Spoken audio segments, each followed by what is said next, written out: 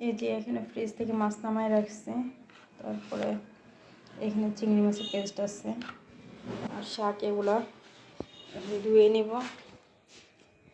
আমি একটু আগে একটা ভিডিও এডিট করছিলাম, কিন্তু এডিট করার আগে আমার স্টোরেজ ফুল ছিল।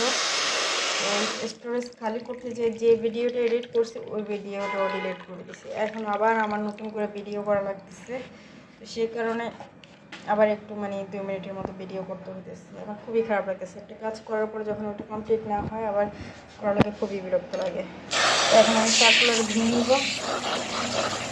শাকগুলো একটু পানি পড়লে তবে হয়ে যাবে, এটা একটু সময় লাগবে না। আর এই জন্য কেমন অলস হয়ে গেছে, শুধু সারাক্ষণ শুয়ে বসে থাকতে ইচ্ছা করে, রান্নাবান্না করতে ইচ্ছা করে না। আর শুধু মনে হয় যে কেউ আমাকে রান্না করে খাওয়ার, এরকম। শাকগুলো একটু ভালোভাবে দিয়ে নিই, তারপরে আমি বাকি ভিডিওগুলো করবো আর কি। এখানে রসুন পেঁয়াজ কুচি করে কড়াইতে দিয়ে দিছি। এখন এটা চুলার উপরে নিয়ে যাব। এখানে চুলার জালটা বাড়াই দিব, তারপরে দিব তেল।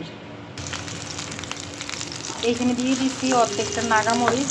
এই নাগামরিচগুলো আমার ছোটো মামি পাঠিয়েছিল, এত ঝাল, বাপরে বাপ। আমরা আবার কেউ ঝাল খাই না, তারপরেও কী করে এখন ভাবছিলাম যে আমার ভাইকে দিয়ে দিব, আর ওইটা মনে ছিল না যাওয়ার সময়। তো ওই জন্য হয়েছে কি, কিছুটা শাকে দিতেছি, কিছুটা ডালে দিতেছি, এভাবে দিয়ে দিয়ে খাই শেষ করতেছি। আর এখন শাকটাও আমি কাঁচা বাগা দিয়ে দিচ্ছি, একবার মজায় বাগাতে নিই। প্রথমে দিবি চিংড়ি মাছের পেস্ট, এরপরে শাকটা দিয়ে দিলাম, নাড়াচাড়া করে তারপর মজায় ওটা ঢাকনা দিয়ে দিব সিদ্ধ হওয়ার জন্য।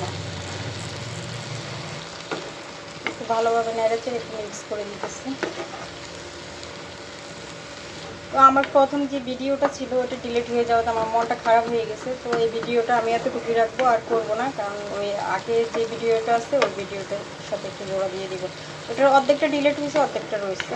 তো সবাই ভালো থাকবেন, সুস্থ থাকবেন, আর ভিডিওটি ভালো লাগলে অবশ্যই লাইক কমেন্ট শেয়ার করে পাশে থাকবেন। আসসালামু আলাইকুম, সবাই কেমন আছেন? আশা করি সবাই ভালো আছেন।